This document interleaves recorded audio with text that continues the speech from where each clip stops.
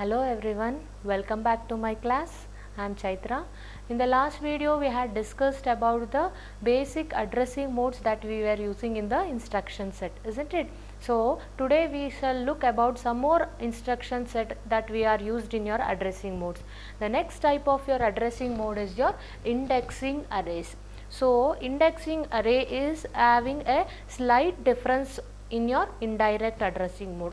What you were doing in your indirect addressing mode, that is the general purpose register will be enclosed within the parenthesis. So if your register has been enclosed within the parenthesis means it was understood that it is an indirect addressing mode. Same is being represented in your index addressing mode also, but the difference between your indirect as well as your index mode is that you will be adding again an constant value to your addressing mode or to your effective address. So the effective address can be calculated as x of Ri.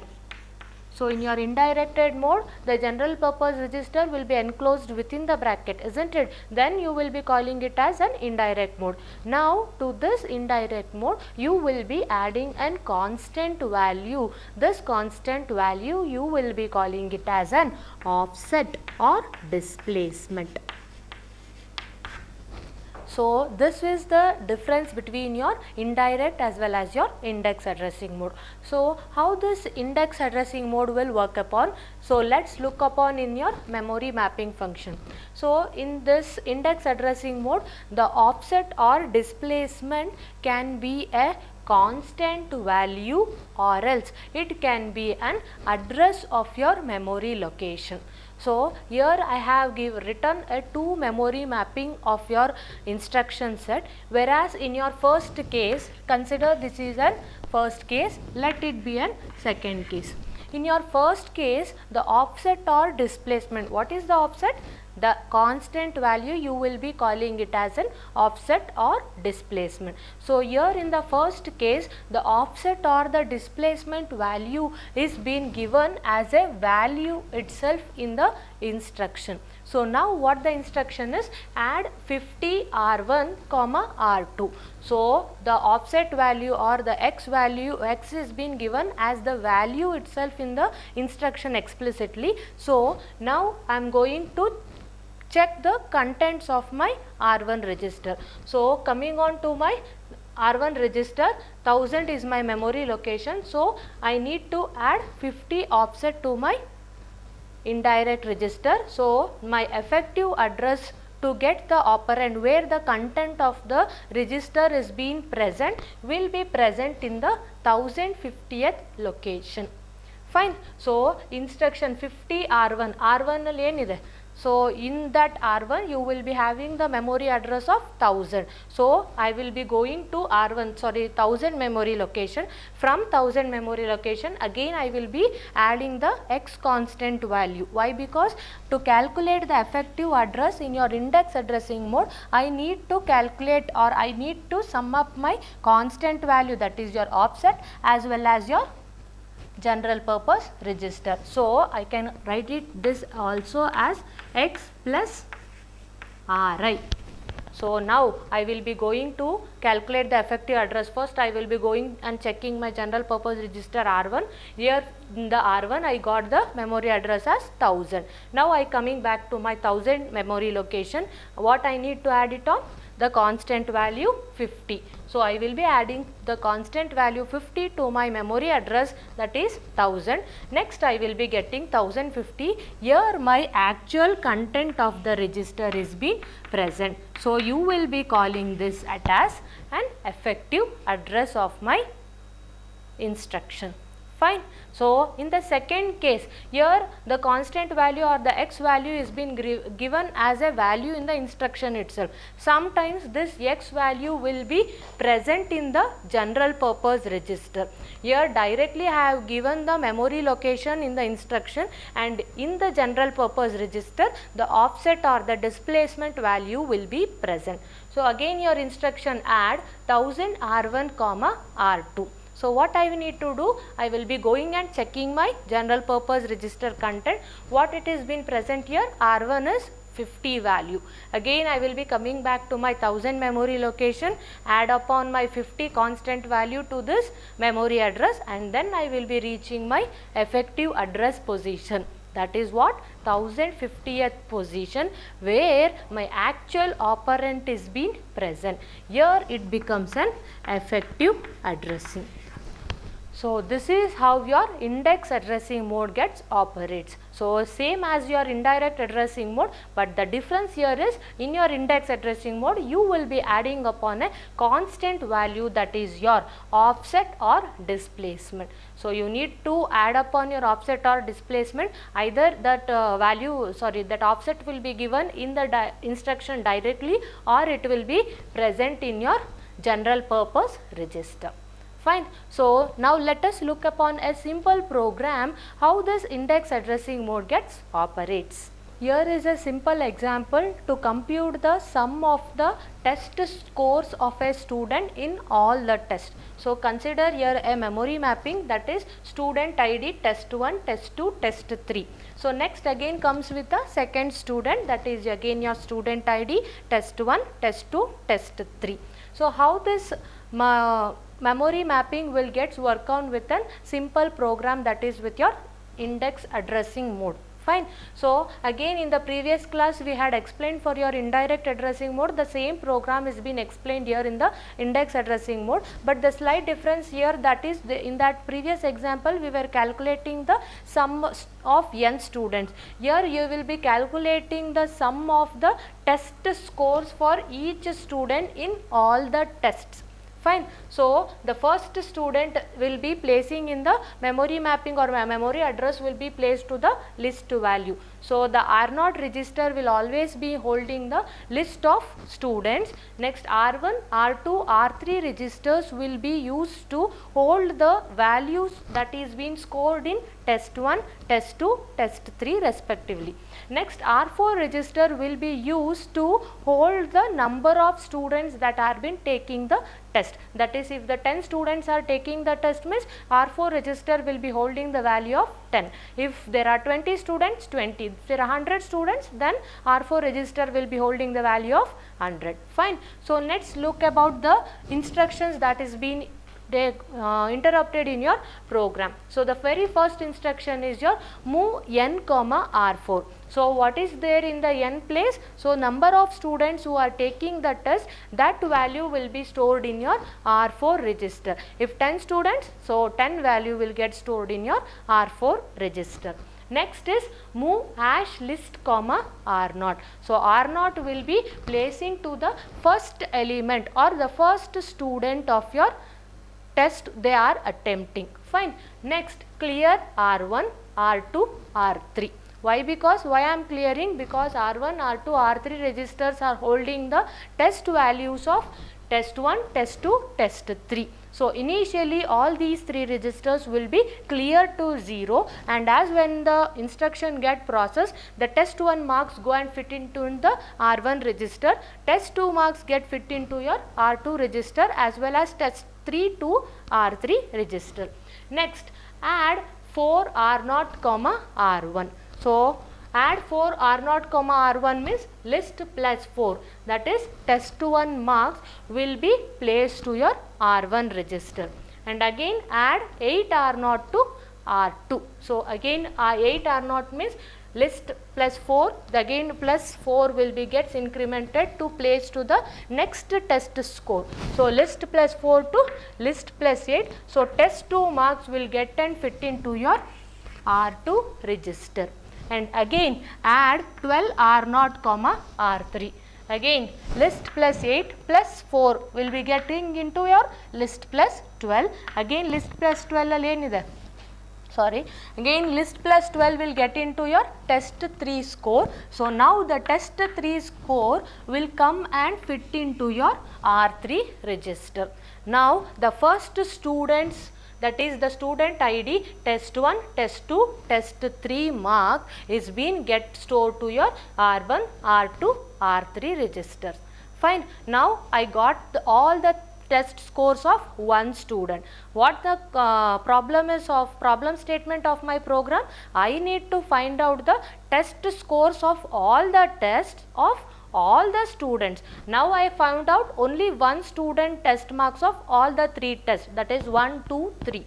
Now again I need to find out the another student marks of all the 3 tests. So what I will be doing, again hash add hash 16 comma r0. Add hash 16 will again placing to my second student. Fine. Till here we had find it out the test marks of one student. Now I am going to identify or calculate the test marks of my second student. Again add 16 comma r0, decrement r4. Decrement r4 means, as I initially told, if there are 10 students, 10 value will be get stored to your R4 register. Now decrement R4 means now it get into your 9. So I will be calculating the 9th student test values now.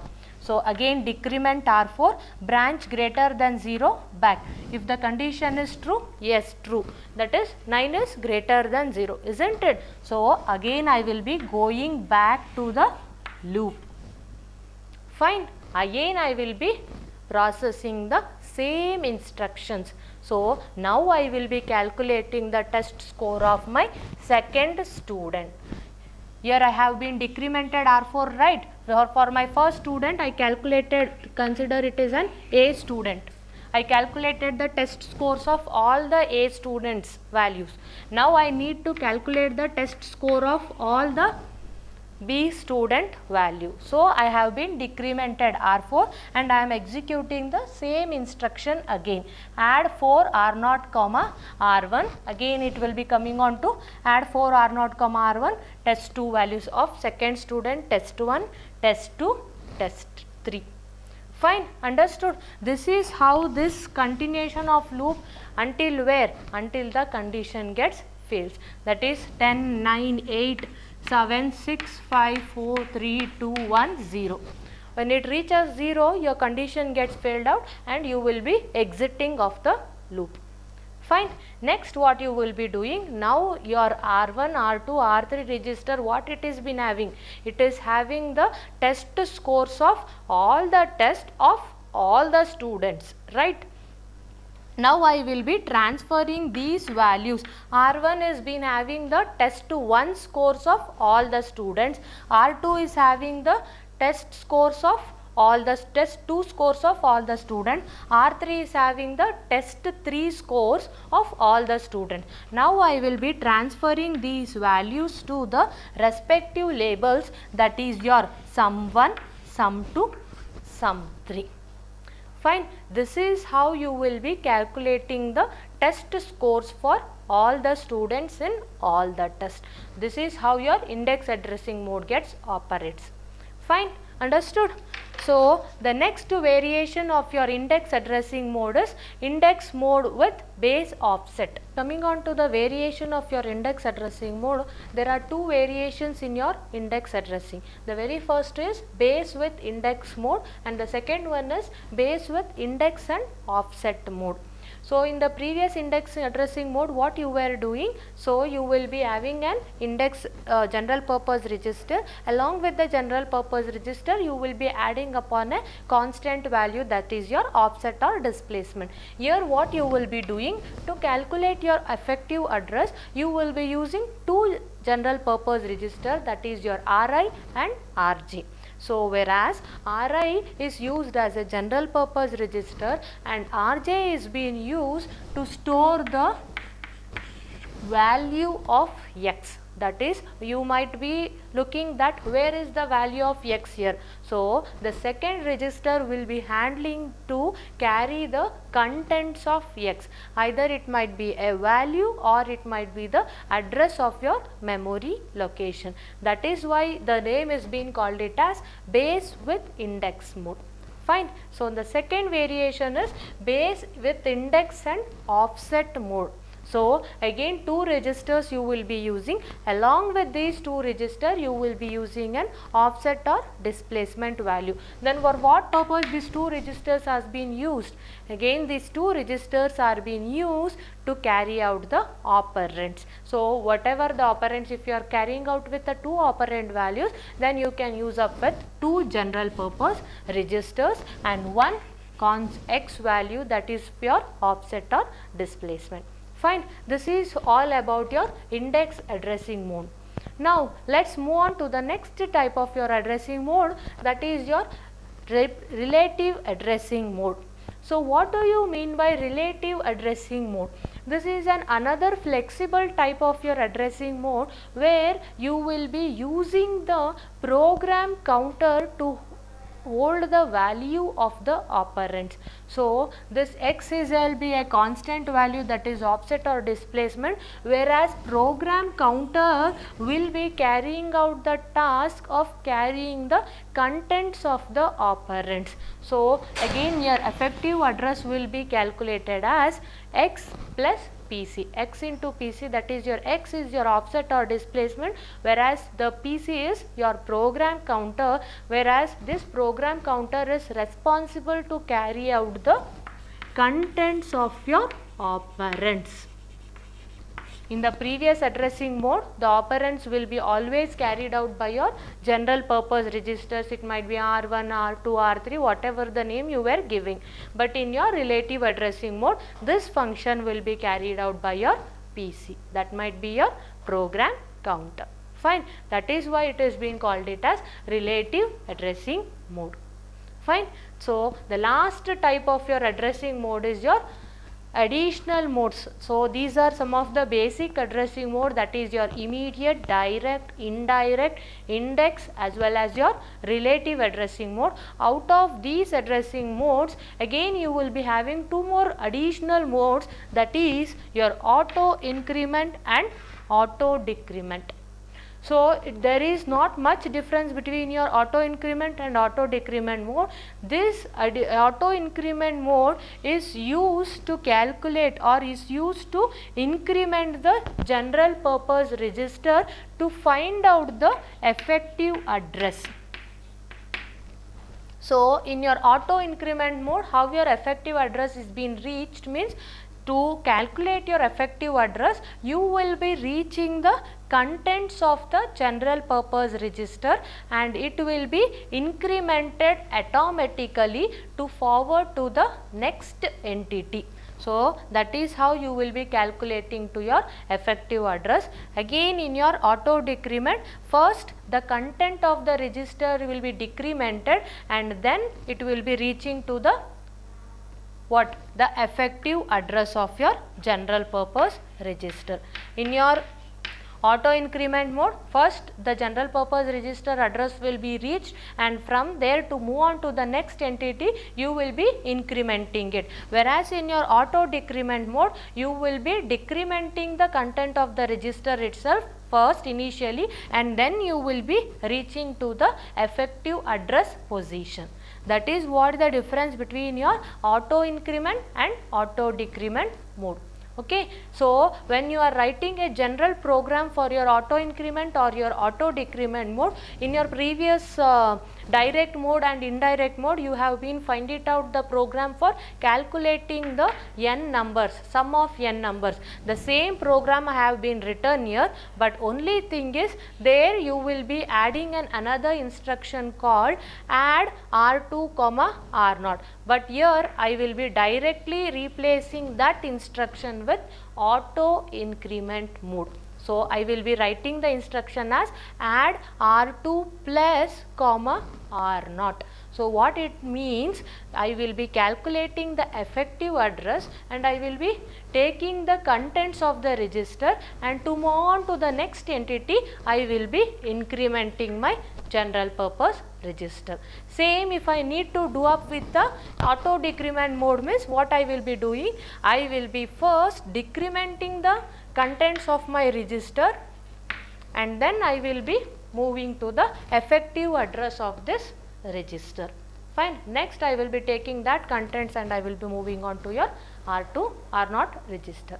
Fine. This is how your auto increment and auto decrement addressing modes get operates. This is all about your addressing modes, that is your immediate, direct, indirect, relative, indexing, and your finally the additional modes, that is your auto increment and auto decrement modes. Fine. Let's move on to the next topic, that is your assembly language. We generally use symbolic rhymes to write a program, isn't it? So these mnemonics and the set of rules that will be governing on these mnemonics will be constituting an assembly language. So whatever the programs or whatever the mnemonics we are using, it might be move, add, decrement, return, and these are all some of the mnemonics or symbolic names that will be using to write a program. This and the rules that we are following to write a program, this constitutes an assembly language. So whatever the program we are writing, that will be called it as an source program. As you already know, the computer can understand only the machine language, that is the constitutes of zeros and ones. So I need to convert this source program to an machine language program. So to this conversion, I need an system software known as an assembler. So my whatever the program I am writing in my assembly language, that is, what do you mean by an assembly language? Assembly language is nothing but the constituents of the rules that we are following on the mnemonics. So this assembly language program, whatever you are writing, will be called it as a source program. This source program I need to convert into a machine language program. That machine language program will be called it as an object program. So the conversion of source program to object program is done by a system software called as assembler. So this assembler is responsible for the conversion of source program into an object program, and there are certain commands in your assemblers. That commands will be called it as your assembler directives. So what is the operation of these assembler directives? These assembler directives which have been mentioned here, that is equi, origin, data word, reserve, return, end. So these are some of the assembler directives which will be called it as the commands of the assembler. These commands I need not change from my source program to object program. Why? Because these are the commands of the assembler or the commands of the system software. As soon as I enter to these commands, I will be understood what operation I need to constitute it. So this will be referred as your opcodes. So I doesn't need to perform any operation on that, whereas equi assembler directive or equi command will always be taking the responsibility of replacing the value with the substituent value. If I give some value in that previous example, you can look it here. Equi 200 means as soon as I encounter an equi assembly directive, I will be replacing the sum label with the 200 value. So I need not transfer my source program to object program. Instead, I will be using my assembler directive to carry out that function. Why I am not using means, again I can save out my memory location. Instead of changing each instruction to my object program, I need to have certain memory location. So instead of that, I will be using my assembler directives. Again, origin assembler directive will be used to start up the program, where at which memory location your program gets started up, and data word will be placing the first location of your memory, and the reserve assembler directive or the command will be always reserving some data bytes for the additional purpose. Sometimes you will be carrying out the sum of n students, again you need to store back that sum to another register. Again, if you don't have the memory location means, for that purpose you will be initially reserving some extra memory location through my assembler directive, that is your reserve. Next is return. Return, as soon as the return statement is being encountered, it indicates the program termination. where the execution of the program gets terminated. Next, the last is your end. End is the end of your source program itself. So now let us look at a simple example how this directive gets operates. So here the sum equi 200 means I encountered with equi assembler directive. So I will be replacing the sum with 200 value. Next, origin 204. I need to start up my program at 204 memory location. N data word 100. So this will be holding with the n numbers values, and num1 reserve 400. I am reserving 400 bytes of memory location for my additional purpose. Again, origin 100. I need to start up my program. Now the program gets started. That is the addition of n numbers which I explained previously the program. The same program I have been started here. Next, this program will be terminating its execution as soon as my return directive is being encountered.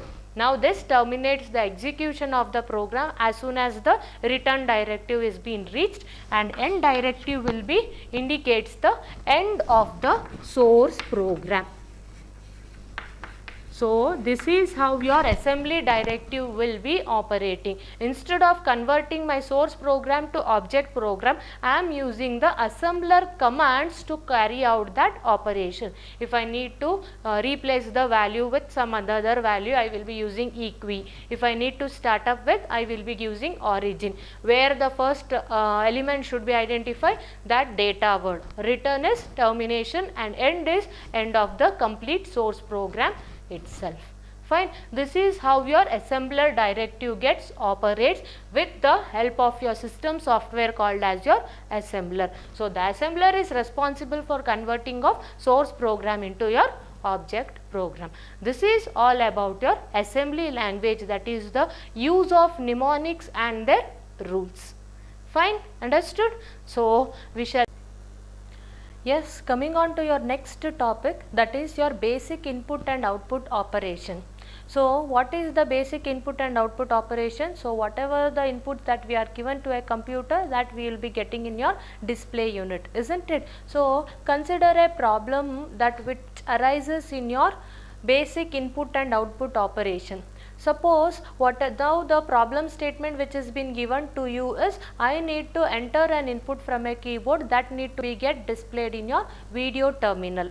So consider the problem that might be, you will be having a typing speed which will be doesn't get match up with the video terminal displaying that can display thousands of characters at a time.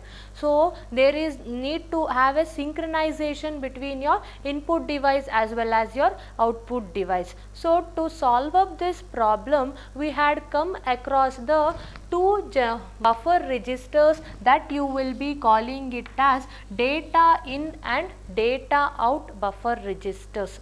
So whenever you press a key in a keyboard, that will be carried out or that will be monitored by an status flags called as S in and S out.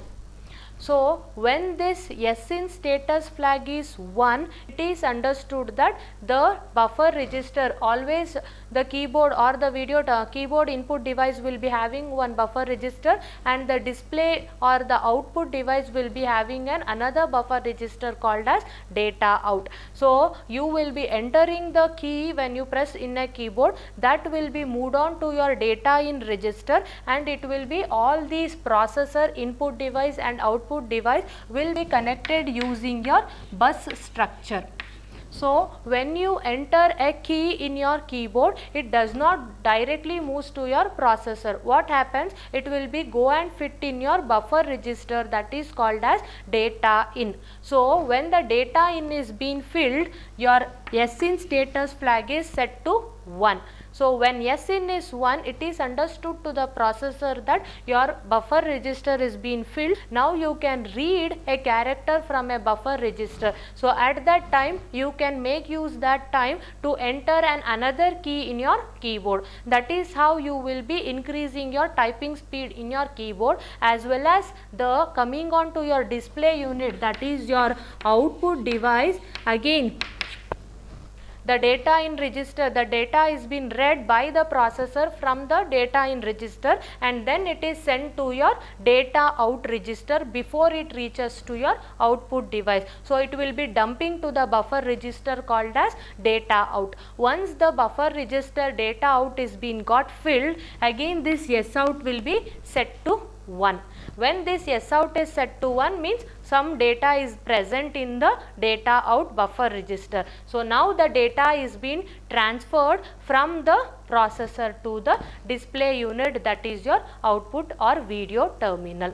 So this is how I will be this is how you will be synchronizing the operation between your input device and your output device. So when S in is 1, it is understood that the keyboard or the processor is ready to read the character from the buffer register. When S out is 1, the processor is sending the data from the processor to display unit. If S in is 0, it is understood that some key need to get filled out into your buffer register data in. Again, if S out is 0, next again the processor has to send the data from the input device to your buffer register data out. So you can write this problem statement using the instruction set as follows. Summarize the overall basic input output operation using these instruction. So I will be writing as read wait. When I will be waiting to read a character from a keyboard, yes, branch to read wait if SIN is equal to 0. SIN is a status flag which will be present in your input device. If SIN is equal to 0, I will be carry out the function as read wait. Input from data into R0. If SIN is 1, I will be inputting a data from data into R1. R1 is a processor register. I will be transferring the data from my buffer register data into my processor register R1. Fine. Same operation I will be carrying out to my output device also. That is write wait. What do you mean by write wait? I will be writing the contents from my processor to my output device, isn't it? So I will be write wait is happens when branch to write wait if SOUT status flag is 0. That is the buffer register is not filled. If SOUT is 1, that is you will be carrying out the function as output from R1 to data out. That is from my processor to buffer register which is present in your output device. This is the overall operation of your basic input output operations. On to your next topic, that is the use of stacks. So what do you mean by a stack? Stack is an special what do you mean by a stack? Stack is a special type of data structure that is used to store the data where the elements is being inserted from one end and with the same end you will be deleting the element. So you will be carrying out two operations in your stack, that is your insertion. So the first operation is insertion, where you can insert the element to your stack at the top of it. So you will be calling it as push operation. When you are adding an element to your stack means you will be inserting that element from the top of the stack, and that operation you will be calling it as push operation. Whereas coming on to the delete operation, you will be deleting an element again from the same end of the stack, that is from the top of the stack, and that operation you will be calling it as pop operation.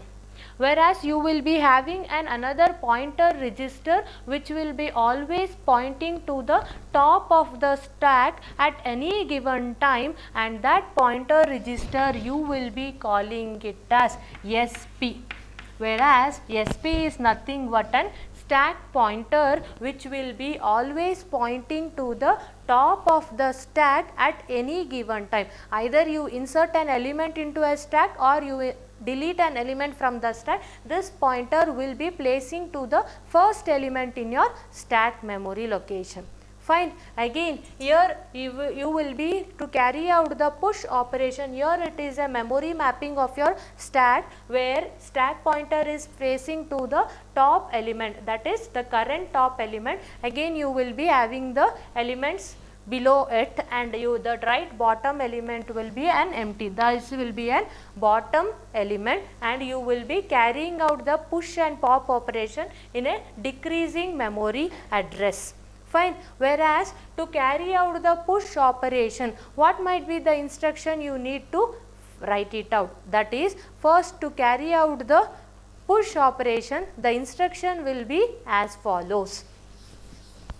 Instruction to carry out the push and pop operation is, the very first, if I need to insert an element into a stack, that is I need to carry out the push operation, means first I need to decrement my stack pointer. That is, as I already written as stack pointer memory mapping, isn't it? There had been written as decreasing memory addressing. First what I need to do is, I need to subtract, I need to decrement my stack pointer to point out to my next entity. Next I need to carry out my num1 to my stack pointer. Fine. Again if I need to carry out my push operation is, first I need to push, or I need to pop up my element from the stack where I need to take it out, that is the stack pointer, move stack pointer to the sum, and next I need to place, or I need to increment my stack pointer to point to my first element. This is how the instruction will need to be carried out to carry out my